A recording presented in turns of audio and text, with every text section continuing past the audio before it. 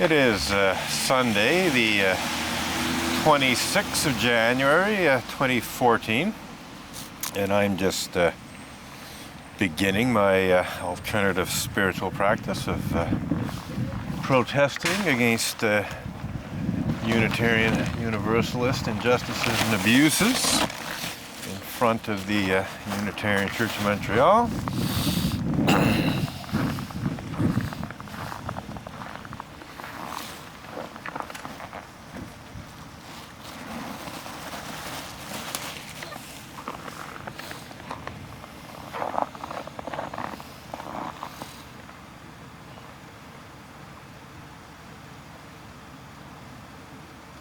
It's a long story.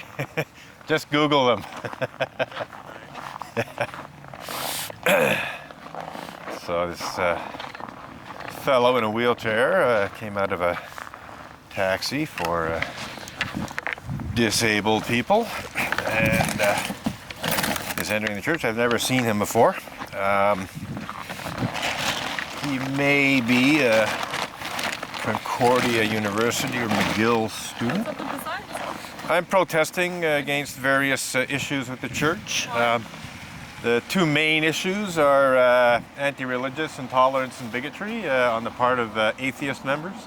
I know it sounds strange, but this church actually has atheist members and even atheist clergy. Cool. And I mean, not cool, but okay. Yeah, well, whatever. But some of them, not all of the atheists, are the sort of the cranky, intolerant atheists who think you're stupid if you believe in God and mentally ill if you claim a religious experience. What are we doing in church? Well, that's a very good question. But that's one of the issues. The other issue, which in my case is related to that, is clergy misconduct. You know, when a minister behaves badly, you know. What do they do? Well, in my case, I actually do believe in God, and I am claiming a quite profound religious experience. And when I tried to explain it to the previous minister, who was one of these intolerant atheists, he labeled me psychotic and angrily suggested I seek, well, not suggested, actually, he demanded I seek psychiatric treatment for my psychosis. Strange approach for a church. Absolutely, yeah. Yeah, and the way I see it too is, let's say the minister actually believes you're mentally ill. Well, there's ways and means of presenting that information. You don't do it by angrily saying you're psychotic, go seek professional help. You know? So, well, I mean, but their role is to help people. Well, exactly. And they've not only been they've not only been incredibly unhelpful. They've actually been actively abusive. So. Okay. I hope people listen to your message. Oh, people do. Not the church members so much, but pretty well everyone else does. Thank you. So this young girl just asked what the protest was about. You know, she looks early 20s or something, possibly late teens, but she sort of had more of a look of someone who was in their early 20s. And, you know, as usual, once I explain the issues, you know, and even often before that, but, you know, when I tell someone what I'm protesting, the response is almost always sympathetic and supportive, as we just heard. So we're just getting the sign set up here. I mean, we're off to a pretty good start. I haven't even finished setting up the freestanding picket signs, and already had a couple of interesting little interactions with people either entering the church or passing by it. So here's the picket sign that says, "A church that spits in God's eye." Looks like my exposure's a little on the high side. Maybe the ASA is a little too high. On the other hand, it's not so far off the mark. Yes, a Unitarian perversion of justice. Well, you know, as I was speaking to the girl there about clergy misconduct, and not only misconduct but active opposition, Unitarian Universalists have most certainly perverted justice, not only within the context of their own claimed, you know, policies and procedures and so on for dealing with clergy misconduct, but in terms of actually misusing and abusing the Canadian Criminal Code in misguided efforts aimed at silencing me. So amongst the most serious perversions of justice are the fact that the Unitarian Church of Montreal had me charged with the crime of disrupting the order and solemnity of church services in December of 2000, so going back 13 less than lucky years, shall we say. It took about 3 years worth of court appearances to be acquitted of that completely false charge. There is a law in the Canadian Criminal Code that prohibits the disruption of a church service. I believe, the wording of the law is something along the lines of, it speaks about disrupting the order and solemnity of a meeting held for religious purposes, something like that. So when I was completely unexpectedly charged with this crime in December 2000, I contested it. I pleaded not guilty, and as the justice system works, it took some years before the court case was concluded. We had several dates spread over a period of 3 years before I was acquitted. In real terms, it was dead easy to be acquitted because there's really only 3 questions I needed to ask in order to convince the prosecutor that he had no case. The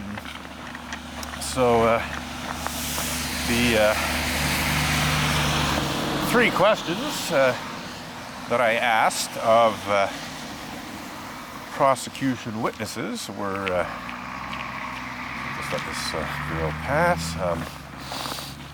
The 3 questions were very straightforward, very simple. Can you hear me when you're inside the church and the church services is in progress?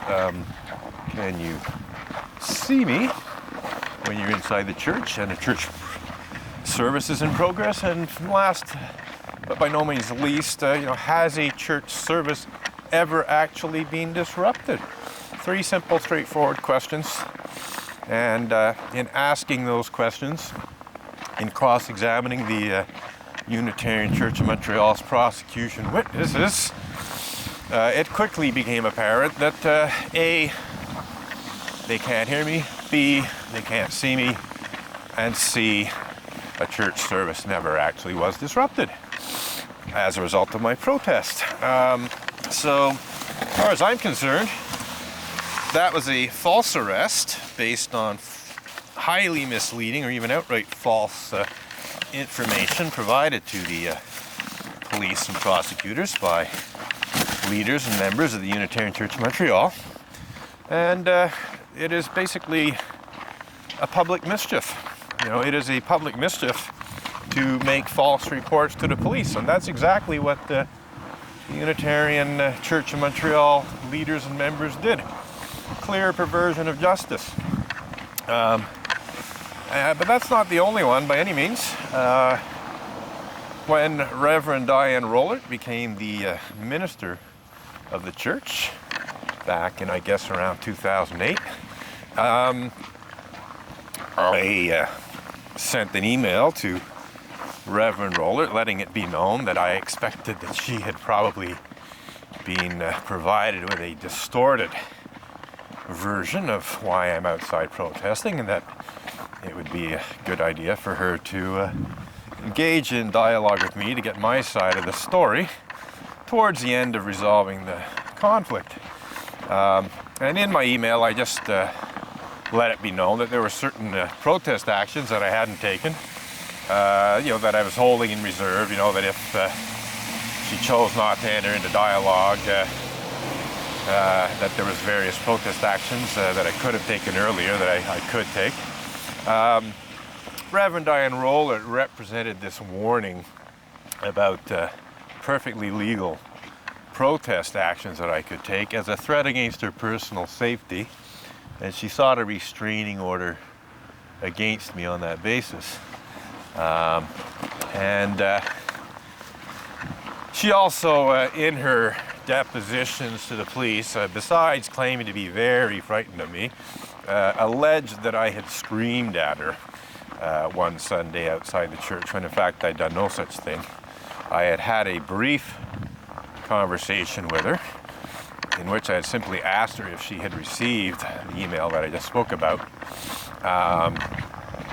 and she acknowledged that she had, and she also said she couldn't and wouldn't enter into dialogue with me, apparently because the church leadership wouldn't allow her to. And so as she was walking away from me, I just wanted to make a few points. So I raised my voice somewhat, just loud enough so she could hear what I had to say when she was 30, 40, 50 feet away from me. Not exactly screaming at all, just loud talking really, at best shouting, and shouting's a perfectly normal part of peaceful public protest. Some people have megaphones. All I did was raise my voice a little bit, and yet she pretended that I'd screamed at her, basically trying to suggest, that I didn't have good control over my emotions, that I was mentally unbalanced, which of course is the whole approach that this church has tried to take. So again, a perversion of justice. In fact, as far as I'm concerned, Reverend Diane Rollert perjured herself in court testimony when there were hearings regarding whether or not a restraining order should be granted. She lied about the fact that she has, in fact, had a severe phobia of flying. She lied about the content of a sermon that spoke about her severe phobia of flying. And on top of that, she repeated the lie that, I'd screamed at her when I'd done no such thing. So as far as I'm concerned, this was at least 3 cases of telling falsehoods under sworn testimony. Then, if we bring things forward a little bit to June of 2012, not so long ago, 20 or so months ago now, the Unitarian Universalist Association of Congregations down in Boston thought it would be a really good idea to send me a cease and desist demand letter accusing me of the crime of blasphemous libel for allegedly making unfounded and vicious allegations to the effect that ministers of the Unitarian Universalist Association engage in such despicable crimes as pedophilia and rape. That's an exact quote from the letter. I just threw in Unitarian Universalist before association because in the letter it just says association. But that's it. Basically it was alleged that I'd made unfounded and vicious allegations, and that these unfounded and vicious allegations were defamatory to such an extent that they constituted the crime of blasphemous libel. Well, there's a bit of a problem. The few allegations that I actually did make about certain Unitarian Universalists engaging in such despicable crimes as pedophilia and rape were by no means unfounded. Prior to receiving that cease and desist demand letter, the only Unitarian Universalist who I had described as a pedophile rapist, because that's exactly what he was one Richard Buell of First Parish Norwell. And to the very best of my knowledge, he wasn't even a Unitarian Universalist minister. He was an ordinary Unitarian Universalist layperson, possibly, in some church leadership position, but to the best of my knowledge, not an actual minister. So prior to being served with that cease and desist demand letter, I hadn't actually spoken about a Unitarian Universalist minister engaging in a despicable crime known as pedophilia, which doesn't mean to say that I couldn't. There are cases where Unitarian Universalist ministers have been convicted of the despicable crime known as pedophilia. I just hadn't got around to blogging about them. And then if we come to the rape issue, well, Richard Buell was convicted of raping preteen girls who were no older than 12 years old at the times that the rapes took place. And the other Unitarian Universalist rapist who I spoke about, who was in fact the Unitarian Universalist minister, was Reverend Mac Mitchell of the Northborough, Massachusetts Unitarian Church, and he was convicted of raping teenage Tibetan refugees who he had lured away from their family in India to his parish in Northborough on the promise of a better life in America to their father. So, Reverend Mac Mitchell went to India, found some vulnerable teenage Tibetan refugees, and represented to their father that he would take them under his wing and have them get a proper education in America and so on. Well, yes, they got an education, all right. They were repeatedly raped for a period measured in months, if not some years. And as I said, as I understand it, there were 3 victims, one of whom decided to press rape charges against Reverend Mac Mitchell when she'd had enough. And he was convicted. He went to jail. So again, my allegations about Unitarian Universalist